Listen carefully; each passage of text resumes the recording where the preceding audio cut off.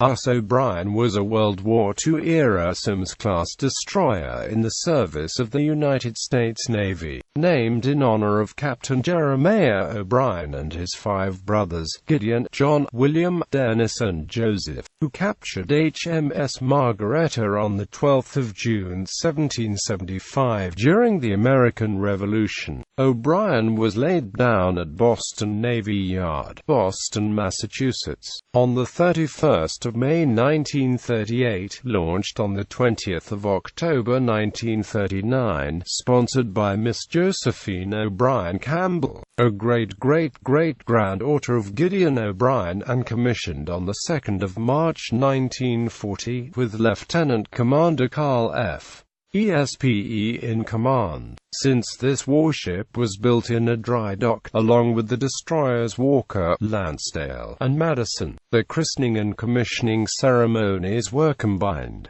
Service history. Following her commissioning, O'Brien operated along the eastern seaboard of the United States.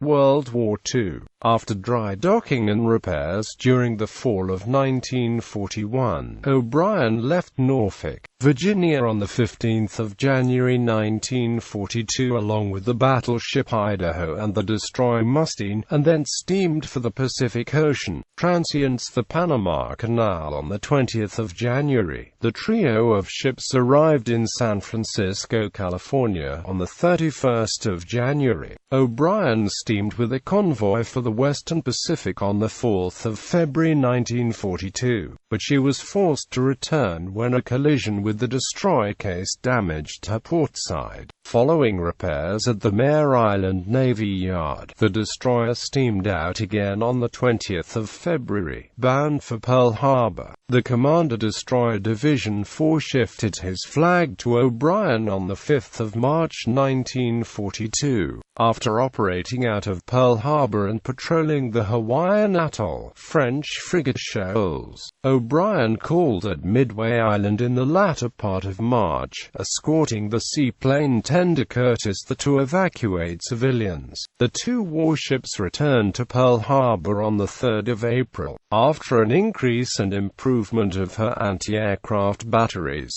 she embarked passengers for transportation to the Naval Air Station at Palmyra Atoll, and then steamed out on 18 April with the destroyers Flusser and Mugford. The destroyer then joined convoys from San Diego and San Francisco to escort them to American Samoa, arriving at Pago Pago on 28 April. O'Brien was retained at Pago Pago for local escort work. On 26 May, she supported the occupation of Wallis Island, previously taken over by the Free French, and then she joined the auxiliary vessel Procyon on 19 June for the return voyage to Pearl Harbor. Operating out of Pearl Harbor, the ship performed escort duty and acted as patrol and plane guard. She got underway on 17 August with Task Force 17 to reinforce the South Pacific Force, screening the tanker Guadalupe,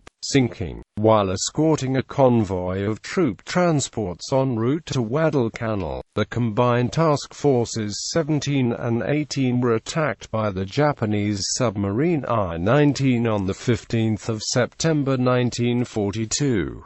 The aircraft carrier Wasp was sunk, and a battleship North Carolina and O'Brien were damaged by a spread of 6 torpedoes from the submarine. At 14:52, O'Brien sighted smoke coming from Wasp.